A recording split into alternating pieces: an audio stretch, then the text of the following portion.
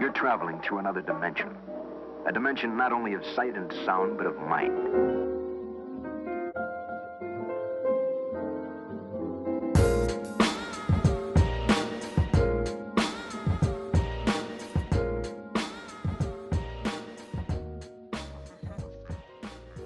I think it works because people like something new, and I think people needed a city centre space. That's what, that whole, like a shared sitting room. Because it's quite nice because, you're so busy nowadays and running around and doing this, that and the other, and, it's quite nice to have a place and just go and relax and do what you want to. And there's no sort of guidelines or this, that and the other, you can just kind of do what you like. It works because people can't believe, well, first of all, the price. And secondly, that it can work. Everybody says, how does it work? How can it work? Well, the simple answer is it works because, it's a volume thing. The more people we get coming through the door, the more this social experiment can continue. But this is a unique opportunity for us to actually take cafe culture and turn it upside down and say, actually, you don't have to buy a cup of coffee here. You can come in and actually just be. He wants to break down social barriers. We do have less social barriers in the UK depending on geographically where you are. In the north of England, we like to think we're a little bit more friendly. The idea that you would come into a space like this and go and sit opposite the gentleman over there who's happily tapping away at his keyboard is alien to us. Whereas in Russia, that's not a problem. You'd go and sit down, you talk to somebody that you didn't know, and it becomes somewhere where you can actually, meet new people and socialise. And we're doing that here.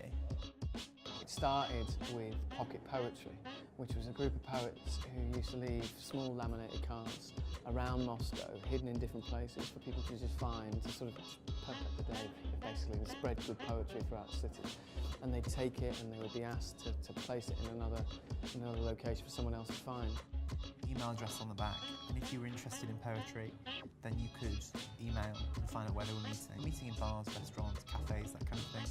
So there's an idea of a transaction with a cafe.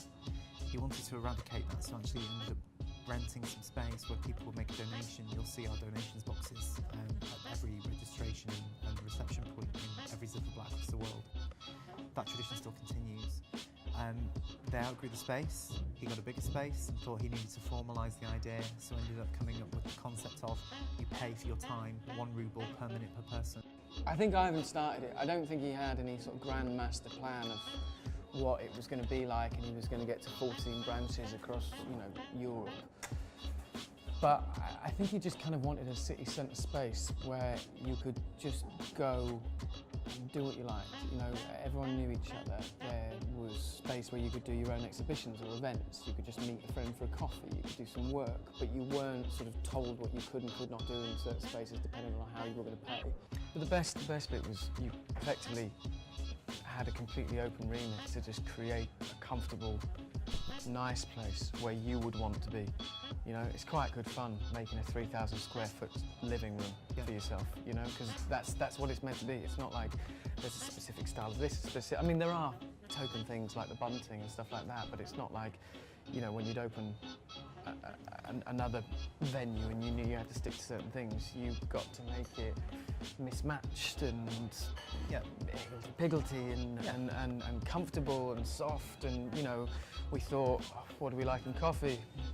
We like moaning syrup. Well, let's get moaning syrup. Well, what do we like to sit on? We like big, soft, squishy couches that are nice and warm. Do you know what I mean? And that's what we've got, And it's great. What board games do we like? Twister. Jenga. Buckaroo. Essence of what is a Ziferblat, I would say it's a shared space. It's a social experiment. It's a place where you can come and be who you want to be, whenever you want to be, and do whatever you want to do.